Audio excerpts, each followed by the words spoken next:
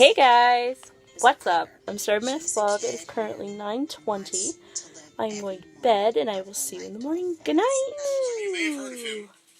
It is currently 9:46. I'm going to bed. I'm really tired, so yeah, I'm going to shut down for the night. I'm exhausted, so I figured, why not?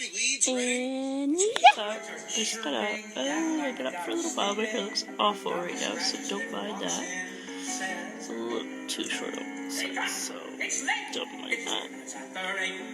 Everyone wake up, it's time to go up and at 'em now. Come on, shake a leg, have some juice and scrambled egg. On the floor, out the door, let's be on our way.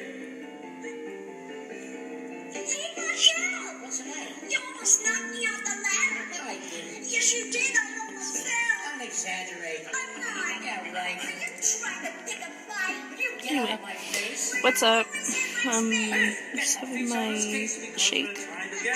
I'm gonna get ready for school.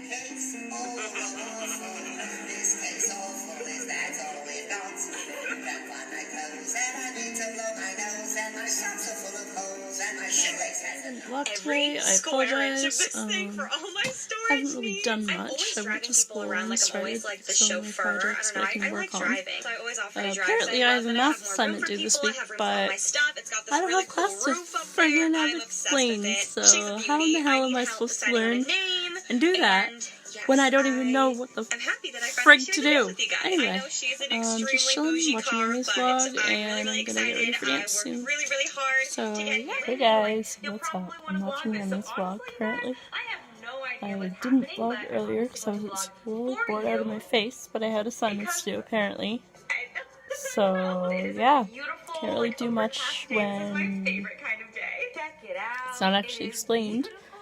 So that really doesn't help when you're trying to do stuff, and yeah, it's frustrating really. Anyway, apparently I have a math assignment due this week, but I have no idea how to start it because it was never fucking explained to us. It was explained like 3 weeks ago or whatever when the strike started, but I don't remember anything. It's gone. So it's like, okay, how are we supposed to do this when we don't friggin' know what's going on? Oh my god! Like, seriously, just get us back into class. Like, I'm tired of this crap. Someone on the internet the other day made a thread that said I was now downtrodden and cynical. Yeah, I saw it. I got eyes everywhere. But it's just not true. I love all of wrestling. All of it. Even the crap stuff.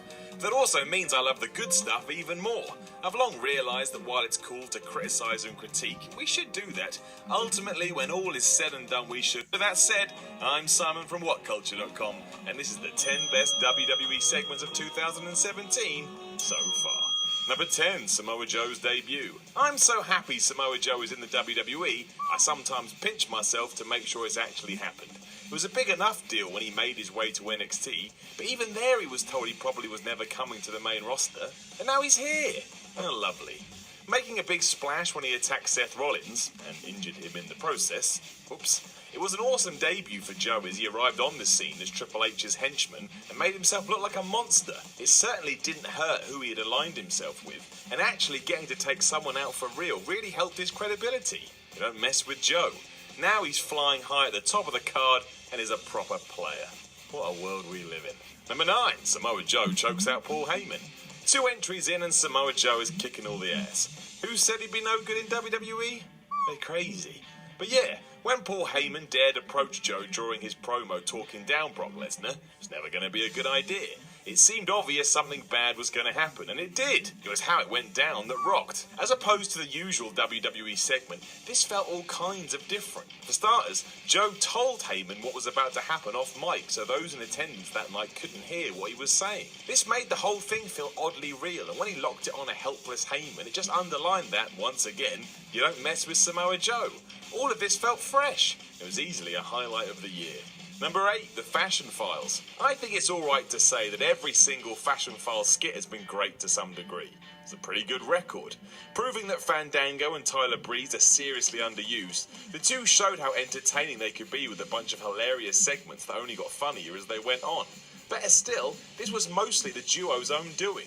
I'm pretty sure these weren't meant to run as long as they did, and as of me saying these words, they're still going strong. A great way to show off talent that weren't being used. Breezango now deserve a proper push coming out the other side. Whether they'll get there is anyone's guess, but they certainly took this opportunity and ran with it. Number 7, the Lesnar-Joe pull-apart. There he is again, Mr. 2017 Samoa Joe, this time engaging in an utter war with Brock Lesnar, which, once again, felt real. You can kind of see a pattern forming here. But turning up on Raw to exact revenge for his advocate, Brock stood in the ring waiting for the Samoan one to turn up. And then he did, and Joe went nuts. Slamming the Beast in the head, Joe actually had the upper hand for most of this, blocking Lesnar's takedowns and smacking him with a super kick. It got better too when a couple of weeks later Joe got the better of Lesnar again and choked him out from behind. Once more, all this just had a proper legit feel to it, making it an easy highlight of the year, when you can believe it's just so easy to enjoy. Number 6, Total Bella's bullshit. Most WWE comedy is hit and miss. We've already shown they can do it with the Fashion Files, but they hit gold twice in 2017 thanks to The Miz, Maurice, and their Total Bella's bullshit segments.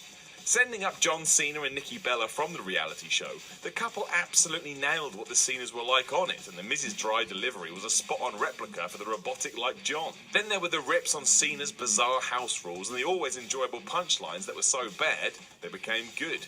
It did an amazing job in building up to their match that not many people cared about beforehand, and while this was easily the peak of the feud, it didn't matter, because they hit such highs. The Miz and Maurice deserve all the props. Number 5, The Miz's grandfather clock. And it's back-to-back successes for WWE's power couple, as The Miz beating the crap out of a grandfather clock that Maurice had bought for him was incredible.